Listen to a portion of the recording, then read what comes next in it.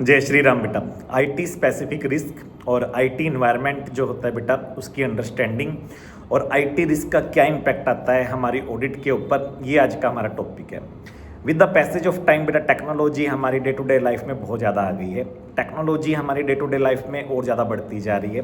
Businessman बड़ा happily और बहुत तेज़ी के साथ टेक्नोलॉजी को, चाहे वो आपका आर्टिफिशियल इंटेलिजेंस हो, एआई हो, चाहे वो कोई भी और आपकी टेक्नोलॉजी हो, कंप्यूटर्स हो, सॉफ्टवेयर्स हो, वेरियस टाइप्स की एप्स हो, उनको बहुत जल्दी अडॉप्ट कर रहा है। व्हाट्सअप हो, तो जितना भी टेक्नोलॉजी अपग्रेडेशन हो रहा है, उतना ही आपका ऑडिटर के लिए बेटा इन्वायरमेंट जिसमें उसको ऑडिट करनी है वो चेंज हो रहा है।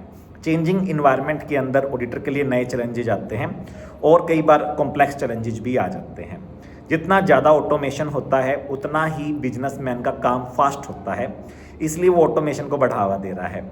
उसकी फास्टर प्रोसेसिंग हो जाती है बेटा, उसको एक्यूरेसी का बेनिफिट मिलता है। वो लार्ज वॉल्यूम ऑफ डाटा को बड़ी आसानी से बिजनेसमैन हैंडल कर लेता है with the help of softwares, है ना बेटा। तो ऑटोमेशन बहुत ज़्यादा बढ़ता जा रहा है बिजनेस के अंदर। ऑटोमेशन बिजनेस अकाउंटिंग में बढ़ता जा रहा है। क्लाइंट का जो सॉफ्टवेयर है वो डे बाय डे और एडवांस होता जा रहा है। क्लाइंट बहुत ज़्यादा एडवांस सॉफ्टवेयर, बहुत ज़्यादा एडवांस टेक्नोलॉजी यूज कर रहा है for the integration of the data, for networking of the data. वो ऐसी सॉफ्टवेयर, ऐसी एप्स, ऐसी बेटा अपने खुद के सॉफ्टवेयर और ऐप डिजाइन करवा रहा है, कस्टमाइज करवा रहा है, टेलर करवा रहा है, जो कि उसके बिजनेस को एक थ्रू आउट ऑर्गेनाइजेशन को बेटा जोड़ दे। और वो इसीलिए बेटा ईआरपी सिस्टम्स वगैरह बेटा बहुत ही हैवी ईआरपी बेटा बनवा रहा है, बहुत पैसा खर्च कर रहा है क्लाइंट इस चीज़ के ऊपर। बट जितना ज़्यादा कस्टमाइज्ड होगा उनका ईआरपी, जितना ज़्यादा उनका इंटीग्रेटेड होगा ऑटोमेटेड इन्वायरमेंट, उतना ही ऑडिटर के लिए बेटा कई बार मुश्किल हो जाता है ऑडिट करना, और कॉम्प्लेक्स इन्वायरमेंट में ये काउंट होता है। एक सिंपल इन्वायरमेंट, एक कॉम्प्लेक्स इन्वायरमेंट, कहाँ ऑडिटर को ज़्यादा टाइम लगेगा? ऑब्वियसली सर, कॉम्प्लेक्स इन्वायरमेंट में। तो higher the degree of automation, higher the degree of customization in the software, higher will be the complexity involved in the audit, higher would be the new challenging and the new risk and the new areas to be discovered, to be explored. And देखो बेटा, इसमें पूरा audit का system explored हो जाता है। कई बार आप समझ ही नहीं पाते यार ये कर सकता है क्लाइंट, ऐसे गेम खेल देता है क्लाइंट अपने सॉफ्टवेयर के थ्रू कि ऑडिटर समझ ही नहीं पाता। तो इसलिए आईटी रिस्क को समझना बहुत ज़रूरी है। आईटी रिस्क में सबसे पहला रिस्क आता है यार inaccurate processing of data. Inaccurate processing का मतलब क्या है कि क्लाइंट के सॉफ्टवेयर ने 2 + 2 5 कर दिया। क्लाइंट के सॉफ्टवेयर ने बेटा जनरल एंट्री से जो फाइनल अकाउंट में ट्रीटमेंट जाना चाहिए था as per as, as per GAAP, वो नहीं किया, उसने कुछ डिफरेंट कर दिया और उनका सिस्टम लॉजिक ही गलत था। और क्लाइंट ने के सॉफ्टवेयर ने बेटा इनएक्यूरेट प्रोसेसिंग कर दी, उसके अंदर बेटा बग्स थे, उसके अंदर कमियां थी, या फिर इनपुट गलत डाल दिया, प्रोसेसिंग इनकरेक्ट डाटा और बोथ। ये पहला आईटी स्पेसिफिक रिस्क है मेरे बच्चे। दूसरा आईटी स्पेसिफिक रिस्क क्या है मेरे बच्चे, कि क्लाइंट ने क्या किया बेटा, कि क्लाइंट ने वहाँ पर जो भी काम करना चाहिए था उसका एक एक्सेस लिमिटेड देना चाहिए था, रिस्ट्रिक्टेड एक्सेस देना चाहिए था। क्लाइंट ने ना अनऑथोराइज्ड एक्सेस भी अलाउ कर रखा है, एक्सेस के ऊपर रिस्ट्रिक्शन नहीं लगा रखी, प्रिविलेज्ड एक्सेस दे रखा है, सुपर एक्सेस दे रखा है। जिन लोगों को एक्सेस की कोई जरूरत नहीं है उनको भी बेटा सॉफ्टवेयर का एक्सेस दे रखा है, उनको भी पासवर्ड बता रखा है। हर किसी को रामू के सॉफ्टवेयर का पासवर्ड पता है, और रामू जो है बेटा वो कंपनी का एमडी है। हर किसी को बेटा एमडी के जो सिस्टम है, कंप्यूटर सिस्टम है, उसका पासवर्ड पता है।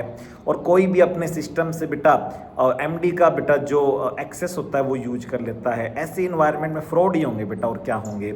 आईटी स्पेसिफिक रिस्क में बेटा ये एक बहुत बड़ी प्रॉब्लम रहती है। सेग्रीगेशन ऑफ ड्यूटी नहीं है, कोई भी काम कोई भी करता रहता है। प्रॉपर डिवीजन ऑफ वर्क नहीं है, कैबिन्स नहीं बने हुए, प्रॉपर सिस्टम डिवाइज नहीं है क्लाइंट के यहाँ बिल्कुल भी। किसी भी तरीके का उन्होंने किसी भी तरीके का सॉफ्टवेयर के अंदर जो डिवीजन करना चाहिए था, सेग्रीगेशन करना चाहिए था, वो सेग्रीगेशन नहीं कर रखा मेरे बच्चे। उन्होंने बेटा बहुत ही गलत तरीके से, बहुत ही मैं कहूँगा कि बहुत ही अनसिस्टमेटिक मैनर में बेटा सॉफ्टवेयर का एक्सेस दे रखा है। ये आईटी स्पेसिफिक रिस्क में आता है। इन्होंने बेटा बैक एंड चेंज कर दिया मैनेजमेंट ने। बैक एंड चेंज का मतलब क्या होता है, पता ही नहीं चल रहा, चेंज कर दिया और उसका कोई लॉग भी क्रिएट नहीं हुआ, उसकी कोई हिस्ट्री भी क्रिएट नहीं हुई। एडिट चेक फैसिलिटी उन्होंने डिसेबल कर दिया, एडिट लॉग उन्होंने डिसेबल कर दिया। तो मैनेजमेंट के पास तो बेटा ओवरराइड करने की पावर हो सकती है ना इंटरनल कंट्रोल को, मैनेजमेंट ने यूज कर लिया, डायरेक्ट डाटा चेंज कर दिया अपने सिस्टम से बेटा, अकाउंटेंट का फीड किया हुआ डाटा चेंज कर दिया। इसको डायरेक्ट डाटा चेंज या फिर बैकएंड चेंज या मैनेजमेंट का अनऑथोराइज्ड चेंज या management override of internal control आप बोल सकते हैं। तो मैनेजमेंट बेटा बहुत बड़े लेवल का स्कैम कर सकती है। और जैसे आपने पीएनबी का स्कैम देखा था बेटा, आईटी इन्वायरमेंट में ऑडिटर को थोड़ा सा दिक्कत आती है बेटा, और आईटी स्पेसिफिक रिस्क जो है बेटा वो डे बाय डे और भी नए नए सामने आ रहे हैं।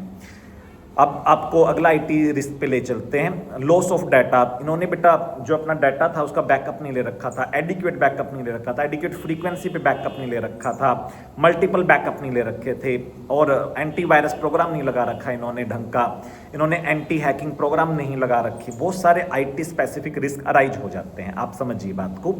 और सेग्रीगेशन ऑफ ड्यूटी नहीं है इनके यहाँ बेटा बहुत सारे आईटी स्पेसिफिक रिस्क आपने ऐसे देखे जो कि इस वजह से अराइज हो रहे हैं क्योंकि इनका सिस्टम का लॉजिक गलत है। और जब सिस्टम का लॉजिक इन्होंने चेंज करना चाहिए था तब इन्होंने सिस्टम का लॉजिक चेंज नहीं किया। क्या कह रहे हैं सर आप? हम कह रहे हैं कि इन्होंने सिस्टम को अपडेट करना चाहिए समय समय पर, जैसे नया एएस आ गया, नए टैक्सेशन रूल्स आ गए, नया इनकम टैक्स एक्ट आ गया, तो इनको अपना सॉफ्टवेयर अपडेट करना चाहिए था। कोई भी चेंज आ गया किसी एएस के अंदर, किसी भी और एप्लीकेबल फाइनेंशियल रिपोर्टिंग फ्रेमवर्क में, तो इन्होंने अपना सॉफ्टवेयर अपडेट नहीं करवाया। इससे पुराने ट्रीटमेंट के हिसाब से इन्होंने अकाउंटिंग कर दी, पुराने ट्रीटमेंट के हिसाब से फाइनेंशियल स्टेटमेंट बना दी, पुराने ट्रीटमेंट के हिसाब से टैक्स कैलकुलेट कर दिया। तो ये आईटी स्पेसिफिक रिस्क नॉर्मली पाए जाते हैं। आईटी इन्वायरमेंट की अंडरस्टैंडिंग बहुत जरूरी है, उसके बिना आप risk of metal statement assess नहीं कर पाओगे, उसके बिना फर्दर ऑडिट प्रोसीजर प्लान नहीं कर पाओगे। आईटी स्पेसिफिक रिस्क को समझने के लिए आपको सबसे पहले देखना पड़ेगा इनका आईटी का इंफ्रास्ट्रक्चर, कितने इंफॉर्मेशन सिस्टम यूज कर रहे हैं, वन और मोर, पर्पज क्या है, फाइनेंशियल या नॉन फाइनेंशियल, लोकेशन क्या है, लोकल है या ग्लोबल लेवल पे उनका ये सॉफ्टवेयर, उनका ये जो अकाउंटिंग सॉफ्टवेयर है या जो इनका इंफॉर्मेशन सिस्टम है वो वर्क कर रहा है। जितने बड़े लेवल पे काम करेगा उतना ही ऑडिटर को बहुत ध्यान से चेक करना पड़ेगा उसको। एक आपको देखना पड़ेगा बेटा कि इनका वर्जन कौन सा है। पुराने वर्जन में कई फीचर्स चलेगी नहीं आपके ऑडिटिंग वाले सॉफ्टवेयर की, तो आपको इनका वर्जन देखना पड़ेगा कि ये कौन सा वर्जन यूज कर रहे हैं इंफॉर्मेशन सिस्टम के लिए। इनका आर्किटेक्चर कैसा है, डेस्कटॉप बेस्ड है, क्लाइंट सर्वर है, वेब एप्लीकेशन है, क्लाउड बेस्ड है, कैसा आर्किटेक्चर यूज करें। इंटरफेस, क्या इनका एक सॉफ्टवेयर दूसरे सॉफ्टवेयर से डाटा इंपोर्ट एक्सपोर्ट कर रहा है, फिर यार एक चेक करने के चक्कर में दूसरा भी चेक करना पड़ जाएगा। अगर इनके यहाँ 4 सॉफ्टवेयर है, 4 इनके बड़े इंफॉर्मेशन सिस्टम है और चारों में जम के डाटा इंपोर्ट एक्सपोर्ट हो रहा है और अपने को वैसे एक ही चेक करना था, अब चारों चेक करने पड़ जाएंगे for checking completeness of data, for checking accuracy of the source data, तो काम बहुत बढ़ जाएगा आपका। ऐसे बेटा अपने को देखना पड़ेगा यहाँ पे की पर्सन्स कौन है, जो कि इंफॉर्मेशन ऑफिसर हैं, चीफ इंफॉर्मेशन ऑफिसर या इंफॉर्मेशन की सिक्योरिटी करते हैं, एडमिनिस्ट्रेटर्स हैं जो यहाँ पर, और ये कितना काम आउटसोर्स करते हैं बाहर, इनका सॉफ्टवेयर इन हाउस है या पैकेज्ड है, ये सब अपने को देखना पड़ेगा। आईटी इन्वायरमेंट की अंडरस्टैंडिंग से और आईटी रिस्क की असेसमेंट से कितने रिस्क हैं, कितना लाइक्लीहुड है, कितना मैग्नीट्यूड है, उसके हिसाब से ही रिस्क को फिर मैनेज कितना करना चाहिए था, इन्होंने कितना मैनेज कर रखा है, ऑडिटर कैलकुलेट करेगा। कंट्रोल रिस्क ऑडिटर कैलकुलेट करेगा, रिस्क ऑफ मटेरियल मिसस्टेटमेंट, उसके बाद उसकी ऑडिट प्रोसीजर्स आगे डिवाइज होगी और उसके अकॉर्डिंग फिर वो आगे बढ़ेगा।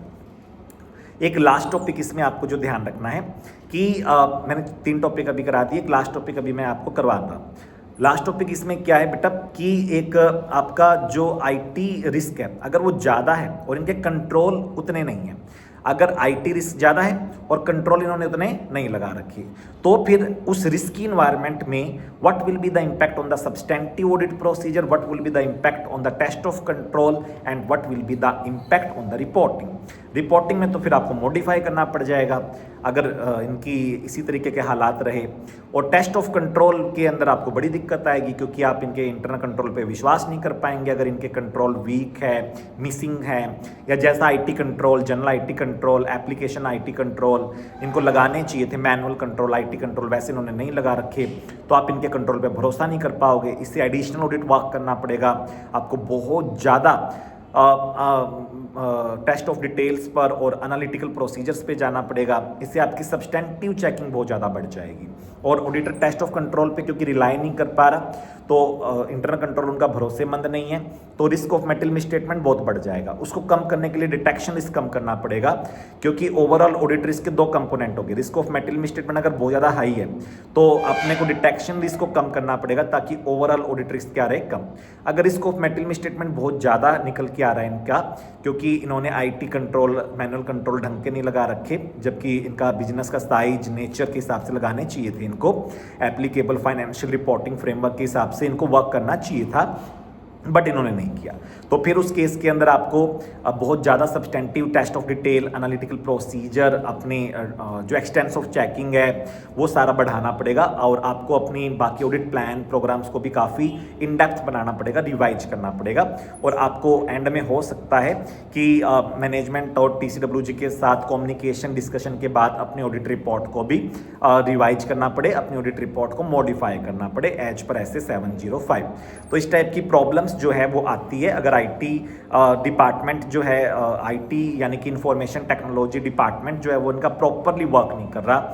आईटी डिपार्टमेंट तो इन्होंने बना लिया और सारे ऑपरेशन तो कंप्यूटराइज्ड कर दिए, बट उसके ऊपर सेफ्टी या सेफगार्ड्स नहीं लगाए, एप्रोप्रिएट सेफगार्ड नहीं लगाए, एंटीवायरस प्रोग्राम्स नहीं लगाए, तो इनका डाटा अनरिलायबल हो जाएगा, जिससे ऑडिटर को बहुत ज़्यादा चेकिंग करनी पड़ सकती है।